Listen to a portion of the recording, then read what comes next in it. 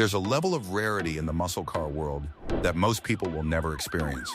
We're not talking about low production numbers or limited editions that occasionally show up at Barrett-Jackson. We're talking about cars so rare, so elusive, that they've become ghosts. Cars that exist in private collections, locked away from the world, never advertised, never sold, never seen. These aren't just rare muscle cars, they're unicorns. Machines built in single-digit quantities, homologation specials that barely met the rules, factory race cars that were supposed to be destroyed, and dealer-built specials that exist in numbers you can count on one hand. Most collectors will go their entire lives without seeing one in person. Auction houses pray for these cars to surface, because when they do, records get shattered. We're talking about machines worth millions that their owners refuse to sell at any price. And today, you're going to discover 10 of them. 10 ultra-rare 60s muscle cars that hardly ever hit the auction block. And when they do, the automotive world stops to watch. But before we dive into this vault of automotive treasure, hit that subscribe button because Garage History is about to show you cars that most people don't even know exist. Number 10, 1969 Chevrolet Camaro ZL1. Let's start with a car that's legendary even among Chevy fanatics. The 1969 Camaro ZL1. Only 69 were built, and that number isn't a coincidence. Chevy needed to build 50 to homologate the ZL1 engine for NHRA racing, and they barely scraped past that requirement.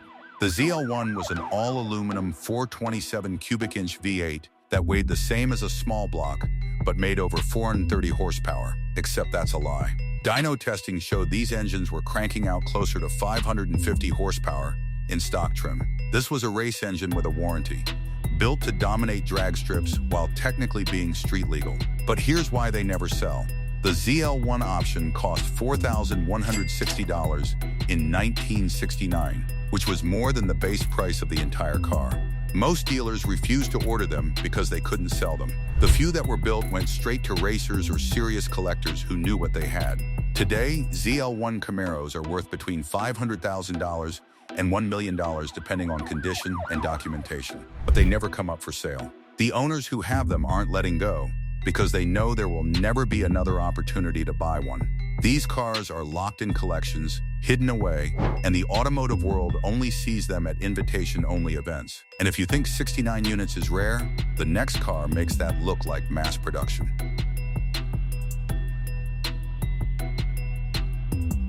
Number 9. 1964 Ford Fairlane Thunderbolt.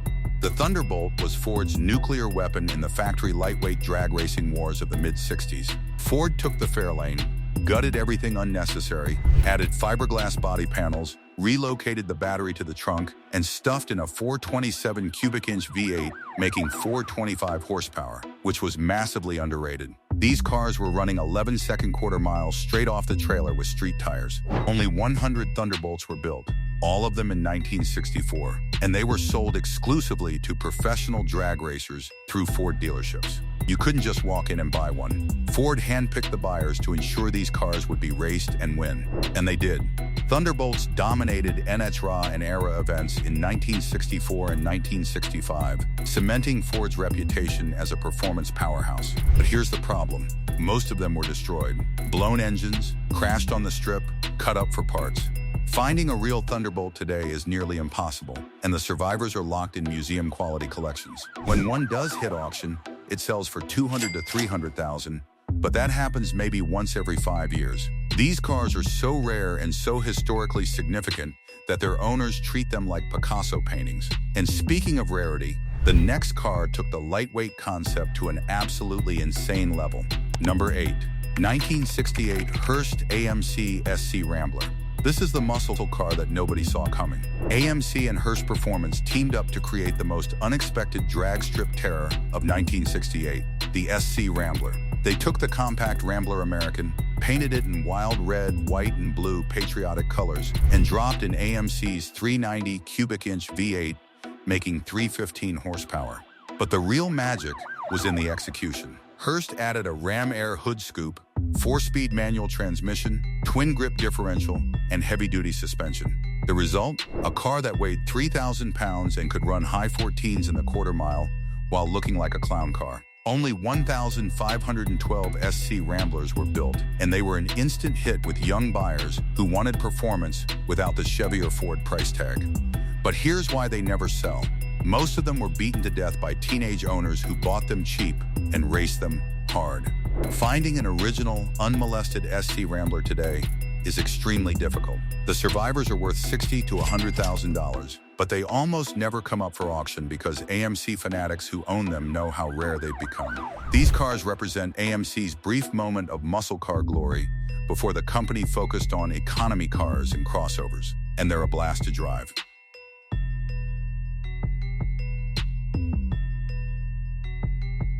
Number 7. 1969 Mercury Cougar Eliminator Boss 429.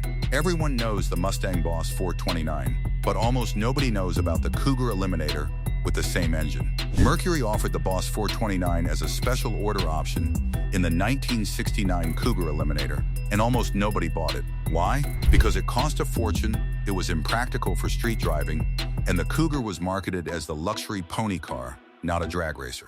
Only about a dozen Boss 429 Cougar Eliminators were built, making them exponentially rarer than the Mustang version. These cars had the same 375 horsepower, really 500-plus semi-Hemi V8, the same NASCAR-developed engine internals, and the same terrible street manners. But they were heavier than the Mustang, which made them slower, so they failed in the marketplace. Today, these cars are worth more than Boss 429 Mustangs when they surface, but they don't surface. The handful of known survivors are in private collections and will likely never be sold. When one did appear at auction in 2019, it sold for over $200,000, and the collector community went insane because nobody expected to ever see one again.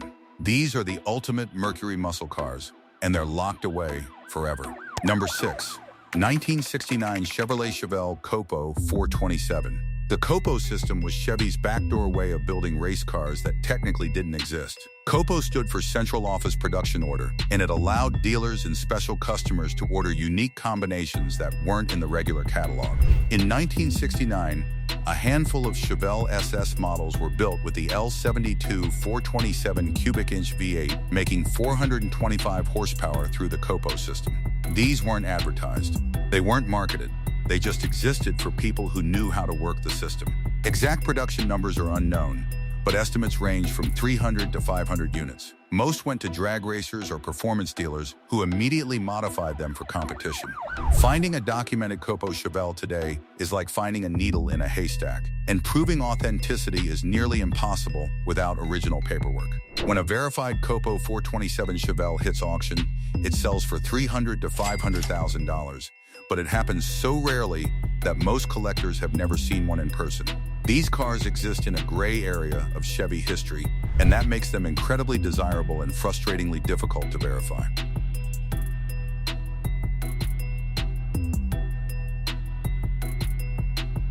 Number 5. 1967 Shelby GT500 Super Snake. This is the car that should have killed Carroll Shelby. Only 2 Super Snakes were built in 1967, and one of them was destroyed in a crash shortly after completion. That leaves one remaining Super Snake in existence. This wasn't just a modified GT500, this was a 427-powered monster, making over 520 horsepower, built to demonstrate high-speed tire testing for Goodyear. Shelby himself drove it at over 170 mph, which was absolutely insane for 1967. The surviving Super Snake has been in the same private collection for decades and will likely never be sold. It's not just rare, it's singular. There is literally no other car like it in the world. In 2019, the car was displayed at a few select events, and the automotive media lost its mind because nobody had seen it in years. Estimates place its value at over $5 million, but that's meaningless because the owner has stated repeatedly that it will never be sold at any price. This is the ultimate Shelby, the holy grail of Mustang performance. It's locked away forever. If you think one surviving car is the limit of rarity, the next entry is even more exclusive. Number 4. 1969 Dodge Charger Daytona Hemi. Wait, Daytona isn't rare. Dodge built 503 of them. True. Daytona Hemis? Those are rare. Vast majority of Daytonas were built with the 440 Magnum V8 because it was cheaper and more reliable. Only about 70 Daytonas got the 426 Hemi engine option, and most of those were immediately destroyed in NASCAR crashes or blown up on the street by owners who couldn't handle the maintenance requirements. Finding a real Hemi Daytona today with numbers matching drivetrain and original paint is nearly impossible. These cars are worth $1.5 million or more. They never come up for sale. The owners who have them know they're sitting on automotive royalty, and they're not letting go. When a Hemi Daytona does hit auction, it's international news. Barrett Jackson, Meckham, and RM Sotheby's fight over the right to sell it because they know it'll bring serious money and serious attention. But it happens maybe once every 3 years. These cars are the peak of Mopar-era warriors, and they're locked in collections worldwide. Number 3.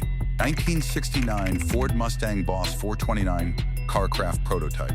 Before the Boss 429 went into production, Ford needed to develop and test the concept. Carcraft Engineering built a handful of prototype Boss 429 Mustangs to work out the engineering challenges of stuffing a NASCAR engine into a pony car. These prototypes had unique VNs, special modifications, and hand-built components that never made it to production cars. Only about 5 prototypes still exist. They're owned by Ford historians and serious collectors who will never sell them. These cars are worth more than production Boss 429s because they're historically significant development vehicles. They never hit the auction block. They change hands privately through dealer networks and collector channels that most people don't have access to. One prototype did appear at the Amelia Island Concours in 2017. It was the first time many Ford experts had seen one in decades. These cars represent the birth of the Boss 429 program. They're effectively priceless. Number 2. 1968 Chevrolet Corvette L88 convertible. The L88 Corvette is already legendary, an aluminum head, 427 cubic inch race engine making 430 horsepower on paper, 560 plus in reality. The L88 convertible? That's where rarity reaches absurd levels. 1968, only 80 L88 Corvettes were built total. Only about 20 of them were convertibles. Why? Because serious racers didn't want convertibles. They wanted the lighter, stiffer coupe body. Convertibles went to wealthy enthusiasts who wanted the ultimate street Corvette. Today, L88 coupes are worth $500,000 to $700,000. L88 convertibles? They've sold for over $3 million when they surface. That happens almost never. Owners who have them inherited them from original buyers or purchased them decades ago and refuse to sell.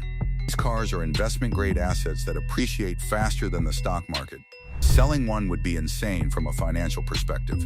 They sit in climate-controlled garages, driven once a year, never advertised, never available. The automotive world can only dream about them.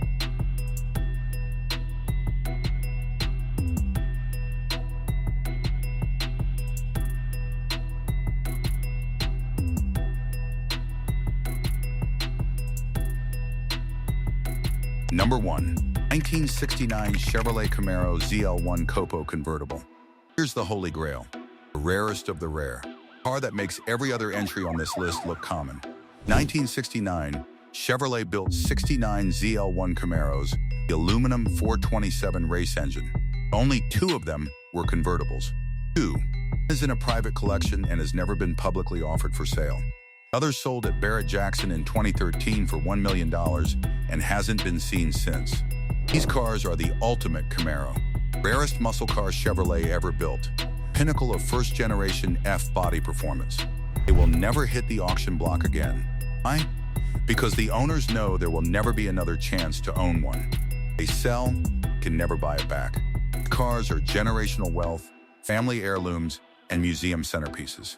Exist in a realm of automotive collecting that most enthusiasts will never experience. That's the ultimate irony. Best muscle cars are the ones nobody will ever see, drive, or own except for a tiny handful of collectors who won the lottery of automotive history. There you have it, 10 ultra-rare 60s muscle cars that hardly ever hit the auction block. Specials, prototypes that were never supposed to survive. Machines represent the absolute peak of collectability in the muscle car world. This journey into automotive rarity blew your mind. Smash that like button and drop a comment. Would you sell one of these cars if you inherited it? Would you lock it away forever? If you want more rare metal, more forgotten legends, and more stories from the vault of automotive history, hit subscribe and turn on notifications because Garage History has plenty more treasure to uncover. Thanks for riding with us, and remember, Rarest cars aren't the ones at auctions, the ones that never leave the collection. Till next time, chasing the dream and keep the history alive.